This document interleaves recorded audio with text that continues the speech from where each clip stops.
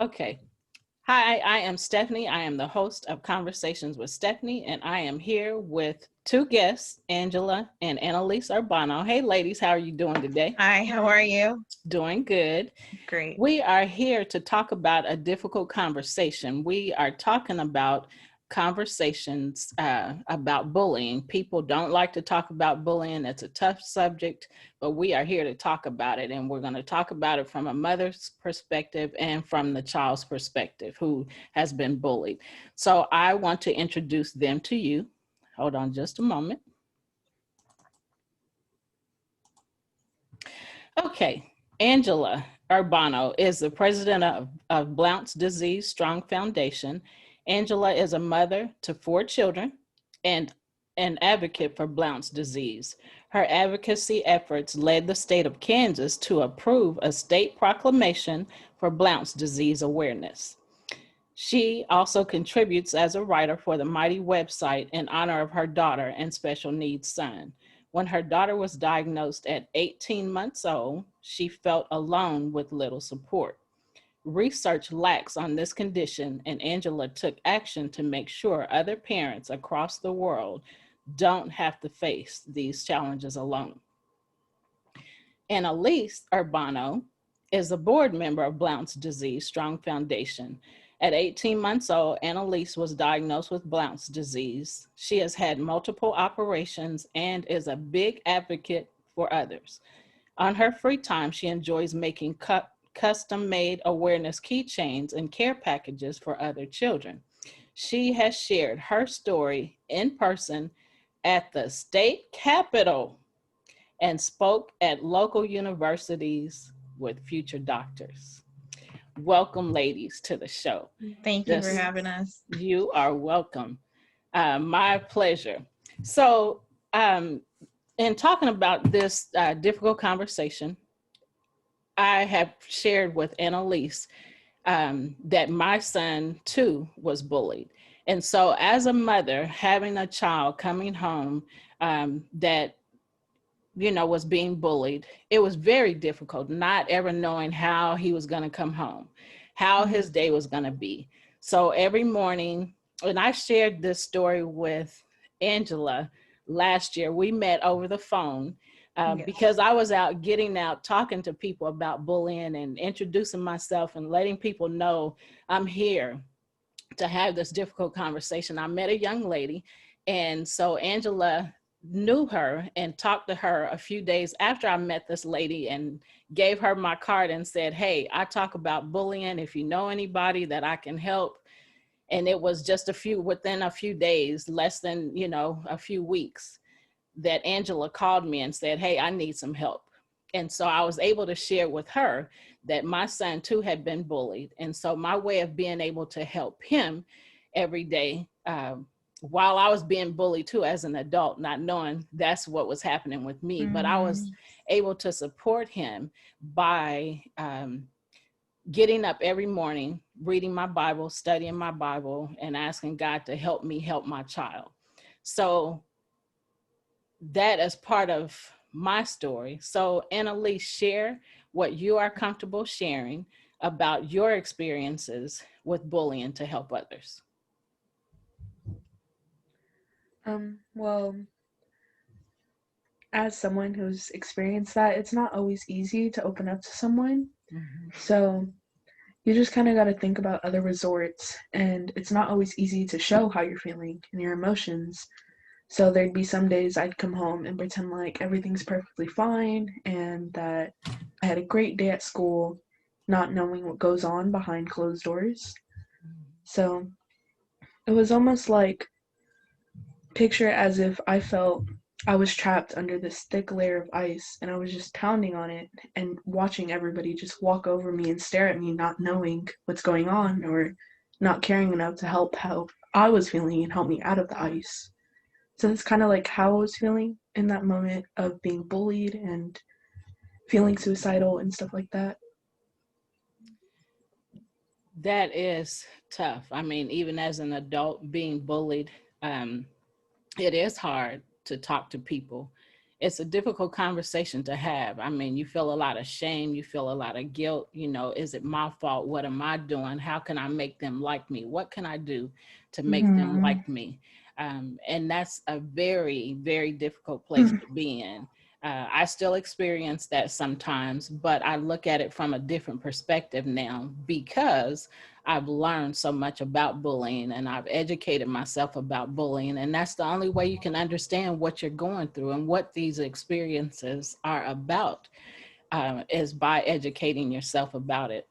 Correct. It's hard to find somebody to trust, to hear your story, to hear what you're experiencing, because you always think they won't understand. Is that right, Anneliese? Yes. Yeah. And so once you do find that person, you know, it makes a big difference in your life, you know, about how you feel. So Anneliese, you want to add something to that? No. Okay. Angela, please share from a mother's perspective how it was for you when you found out that Anneliese was being bullied and some of the things that you did to be able to support her. Yeah, so when all this went down, you know, I wasn't aware of the extent of the bullying that was going on at school and through social media. And just as a parent, you feel like, what could I have done? Was there anything that I could have done to prevent, you know, the situation happening? I blamed myself for a while. It made me angry. I was very, you know, I wanted to go march right into the school and just yell at whoever I can, you know, for not protecting my daughter. As there were several incidents that had happened prior to leading up to her hospitalization, when she became suicidal.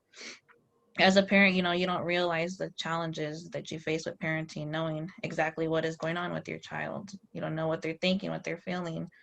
You know, we can be there every day, make time, ask them how their day is going. But if, you know, like how Anneliese stated, she wanted to cover it up. She didn't want to tell nobody until it was almost too late. And I'm glad she finally got to the point, you know, where she realized we had to get help. We had to intervene and do something.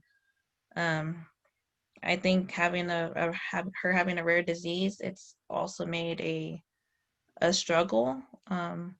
You know, she's gotten made fun of a lot for the way she walks due to her deformity. And, you know, no child at 18 months old should have to endure as many surgeries as she's had. And she's 13 now, and we're still having to go face, you know, specialists. And she has other medical conditions as well. So, you know, the bullying is always on the back of her mind, you know, worrying, oh, is there going to be the next kid that's going to make fun of me? Or, you know, am I going to get another death threat message to go kill myself? And, you know, getting picked on, having her cell phone thrown and smashed. It was a lot. It was a lot to deal with. And we made sure to intervene as good as we can and get therapy and, you know, have faith and make sure we make time for one another and talk it out so she doesn't feel alone. It's very important to have the conversations. It's very important to have the support. And Anneliese, your mom knows because I've told her, but my son had a classmate. He was 12. He was in 6th grade. And he had a classmate that was also being bullied at the same time. And they were both being bullied by the teachers and by the students. And his classmate didn't have any support at home. She had a rough life at home and at school. So imagine, you know, having that everywhere you go and nowhere to turn to. And she did commit suicide. I was very grateful that your mom called me and said, hey, I need some help. What do I do? You know, and so for me to be able to share my story and for at the end of the conversation for her to say, you know, you really helped, you know, thank you. And we didn't talk anymore until last week. I mean, I've seen your mom on social media. And so Yeah. I got super excited when I did talk to her last week. I mean, she responded to a post and I was like, hey, I wonder how her daughter is doing. And then so I reached out to her and said, hey, how's your daughter doing? How are things going? And so that's how we were able to have this conversation today. And so I learned so many things that has happened with the foundation since I've talked to your mom. And I mean, I was on cloud nine as if I had just started this foundation. So Yes. just knowing that you guys had a tough time, but you made something good out of it. And so I'm super, super proud and excited for y'all about this foundation. And for you to be talking, are you going to be a Dr. Anneliese? Okay. Talking to future doctors and talking at the state capitol, I was like, wow. How Yeah. did that feel doing that when you did that? It's a little. I was really nervous, but Were you? yeah. It felt nice to have that opportunity and them ask if we wanted to come talk about it and like. Yeah. Well, just think, this is just the beginning. Mhm. You're going to have plenty of opportunities like that to talk to people and to share your story. And people need to hear from you. You know, Yes. they need to hear it from you because you had the experience. Because a lot of times people don't hear something if they didn't have, you know, if I'm trying to talk to somebody and I didn't have the experience and I'm saying, if I were in that position, I would do this and do that. People don't hear that as well as they hear, I experienced that and this is what happened to me. That's when people listen. So you will be able to share that and more stories, you know, with people. Um, And I'm proud of her. It's not easy to overcome, having to be hospitalized for, attempted suicide and then having to recover and then, want to come out there and share her courage, to help others and inspire others. So it's been a challenging year, but I'm so proud of how far she's come and how much we've done in the little time, since establishing the foundation. So I'm yeah, really excited. that is so exciting. Um, so Annalise, how do you feel about having started this foundation? What are your thoughts about it? I think it's really cool and it makes me feel great knowing that we're helping Yay. others. I'm Yeah. sorry, I'm just excited. I know. I am too. It's just, especially being the first nonprofit in the whole United States, like that's like it makes us want to work that much harder to make sure we get this going and we get the word out, not only for rare disease advocates but at mental health, because there's such a big stigma within mental health. Yes. Yes. And running the support group on Facebook, we found so much people that have reached out. Yeah, so it's amazing to know that how much people are scared to come forward and say, I'm feeling depressed, I've been bullied. I've received messages, not like just in person, through social media, telling them they're ugly and they should just die, and they don't know what to do. And it's sad how much is out there and how people can be negative to one another.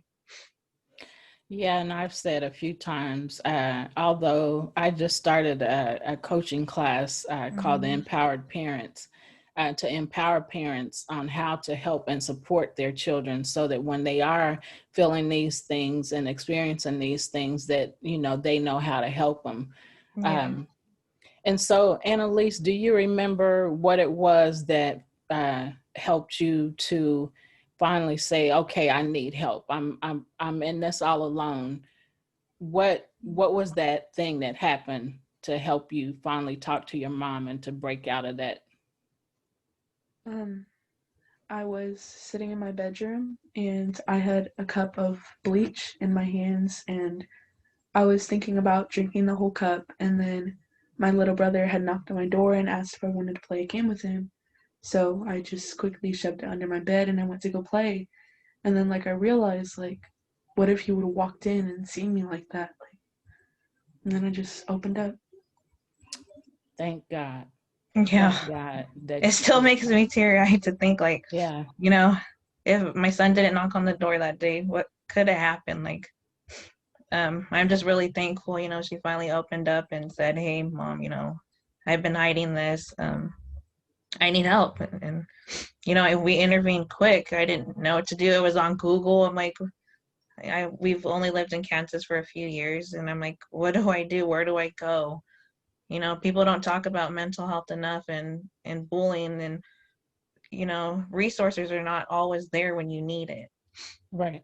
So luckily, I came across Araceli on Facebook, and she told me about you, and thank God for you, because you told me what to do next, and I was able, get her in quickly. So yeah, That's fantastic. I'm really glad to hear. I really want to make a difference in the lives of other people. I really want to be a help. I'm always telling people I'm a helper. So thank God for that intervention. Yes. Thank God that your brother did come in there to, at the time, you didn't think about it like this, but to save your life, because Right. that's exactly what happened. And so that gave you time to get away and to do what he wanted to do, and then to come back to, no, I don't want to do this. Something has to change here. So now let's talk about this foundation. This is just super exciting to me. I'm so excited. So tell us about the disease, and then tell us about your foundation, please. So you want me to talk about the Blount disease? So Anneliese is 13 now, and at 18 months old, she was diagnosed with Blount, which is an unknown cause. It's basically a developmental disorder that affects both her tibias. So you can either have it in one leg or both, but she has it in both. There's no prognosis. We don't know what's going to happen. She's already had about 11 surgeries. We just went for a follow-up last week, and they told us she has to have another one. So we're looking at that in 10 months. She also has the other underlying medical conditions, but our main focus has been Blount's disease, as there was never a supporting foundation. I had started a Facebook group years ago, and it's slowly growing. Like, we've reached thousands of people all across, not just the United States, but everywhere in the country.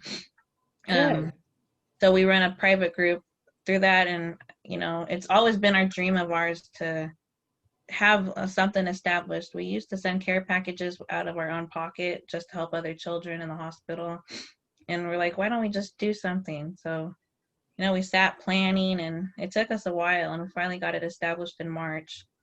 So we have a lot of work to do. We're excited about our programs that are coming up. Just getting our name out there and helping others is like our big passion. Yeah. So we're super excited. That is wonderful. Yes. Yeah. So Anneliese, what do you want to do next? I mean, what are your thoughts about the foundation? I know you're excited about it, but where do you see yourself in the future in this foundation? What do you see yourself doing? I know you've already, did some speaking engagements. Can you believe that at 13 years old, you have speaking She's done quite a engagements? few, yeah. We've gone to universities. We've gone to like the state capitol for Rare Disease Day. She speaks with other big stakeholders, other nonprofits that are across the states. Like, yeah, she's helped a lot of people, and I think she sees like, hey, I need to be here to help make a difference, because her story has inspired so much people. How do you feel about that, Anneliese? I mean, really, 13 years old and you're a speaker? You go, girl. Yeah. You should show her the magazine. We're on the cover of a magazine. What? Pull it real quick. Oh my goodness. Yeah, so she was on Thriving magazine. She got to share her story, how bullying, led her. Hold it down like this so to get the shine off of it. Look at that. Oh my goodness. So she was very excited. Beautiful. Girl, since March, you're on a magazine. You're speaking. Wow. That has to be big to you. That's a big change. Oh yeah, she's come a long way. The work's not done. We still have to make sure, as parents, we do what we have to do to check in with our kids daily and make sure we keep empowering our children to keep pushing forward and stay positive. That's true. Very true. So you're in junior high school, Anneliese. Are you homeschooling right now? Right now we do online school. Yeah. Online school. What do you think about online school? I homeschooled my kids too for a couple years. Well, my son for his 7th grade year, because I didn't want to go through what I went through when he was in 6th grade. I was like, I can't take that. I'm just going to keep them at home and homeschool them. So his sister is younger. 2 years younger. So I homeschooled both of them. And then I sent him to a private school in 8th grade, and then 9th grade back into public school. And I was like, I oh know you. no. Yeah.